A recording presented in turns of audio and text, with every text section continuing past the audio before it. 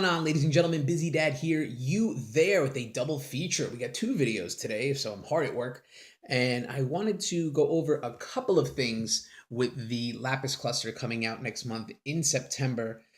First off being the change to the J ruler slash ruler getting destroyed. This is something that's going to change, and really, I think it's promoting uh, more judging out of players and rulers.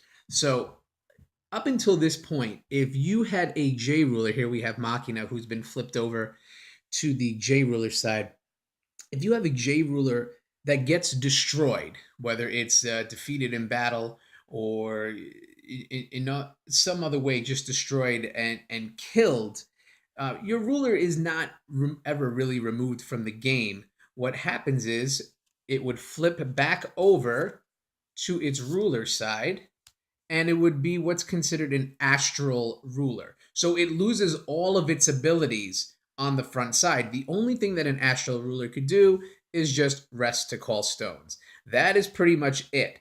And what was happening, in my opinion, where people would be scared to flip over their ruler to their J ruler side, because in the event that they got destroyed, they would lose that front ability. So now we know that not all rulers have a good ability on their ruler side, but some do. And you do not want to risk losing that if your ruler would flip over to the J ruler side and get destroyed. Machina is a good example of a ruler with a great ability on its ruler side, where you can pay X amount of stones and go search for any addition or resonator for that same amount. So if you spend 2 stones, you can go look for an addition or resonator worth 2 and put it into your hand. So that's a really good ability. If you were to flip Machina over and Machina would get killed or destroyed, it would come back to this side, but only just call stones. You would just completely lose that ability. Another good example is Sylvia, because her front side, your fire magic stones can produce green as well. So if you flip Sylvia over and she gets killed, she comes back to her ruler side, but can only just call stones. No more can red make green.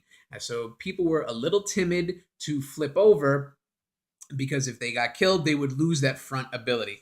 And really, the cause of all this panic is Black Moonbeam. This is a 2-drop instant on for Dark that just destroys J Ruler, and you can't chase. The only thing that could cancel it is the Wind Secluded Refuge if you get it on the board in time. But really, that's it. This was just an automatic, anytime, 2 Dark, kill your J Ruler, and that's it. Once the J ruler got killed, it had to flip back over and couldn't do anything. It just lost that ability. So it was getting people scared to flip over and do judgment, because they didn't want to lose such good front abilities like these 2 rulers right here. So the new rule change coming in is, if your J ruler does get destroyed, it does flip back over to its ruler side. You cannot judge again back to the J ruler side. However, your front ruler abilities stay intact.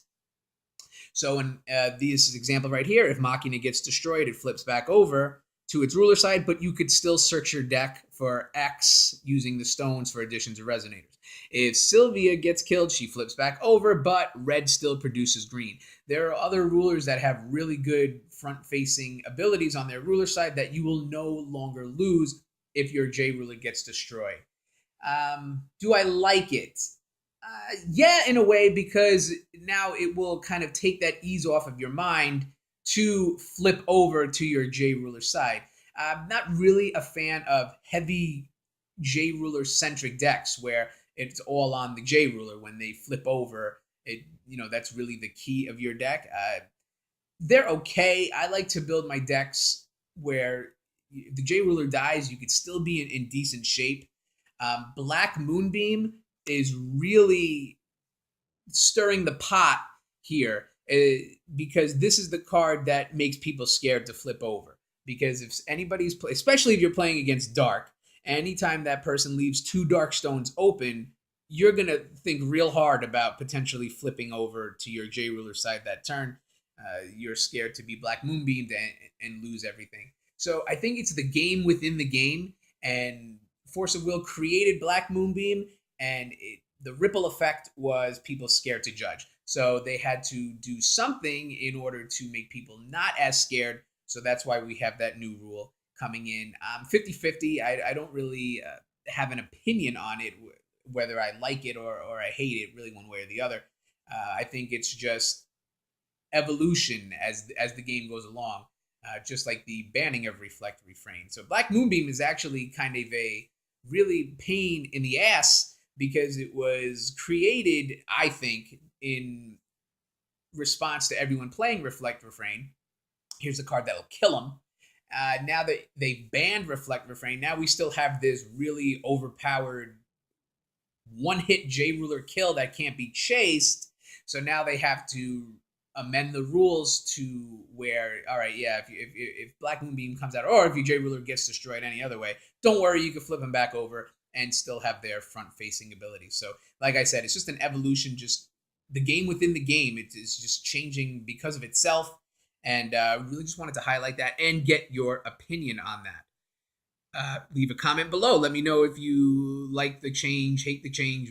Just let me know what you think about it. There is one other thing I want to touch on, and I definitely have an opinion on this, and this is the dual stones. Dual stones are going to be reprinted in Curse of the Frozen Casket. So all those stones that produce more than one color will be reprinted. I have here some of the dual stones from the Vingolf 2 set. I came into Force of Will late in the game, so I came in Lapis Cluster. So I missed the entire Grim Cluster in Valhalla before that. And the Grim Cluster sets had the dual stones. They would print them as they went along. When Vingolf 1 came out, they reprinted all of them into the one set, so that was really cool. I was not around then. I came in the middle of Twilight Wanderers, so I'm still fresh, still a new guy. And I would pick up some dual stones, whether it be from the internet or from my local, if they had a couple of copies and I just had a couple of dollars to throw around, and I would just pick them up as I go along. Once Vingolf 2 came out, and they said they were going to reprint the dual stones again from Vingolf 1, I was excited. I said, great, because the spoilers and the cards themselves weren't that exciting. I'm not really a fan of the Vingolf 2 set. I think it's too introverted. They really just work with each other, and there are not that many cards that you could pull out of there and work with your external decks. So I bought Vingolf 2. I bought 2 boxes of it simply for these dual stones. This was the major reason why I got it. Yes, I wanted to keep current with the cards, and yeah, there were some cards that I pull out and I do use in my decks, but it really were the dual stones that made it attractive, because I wanted all the dual stones. I wanted 4 of all of them just to have for my decks going forward. And that's why I bought it. And now we find out that Curse of the Frozen Casket, they're going to reprint new artwork for the dual stones and reprint them again.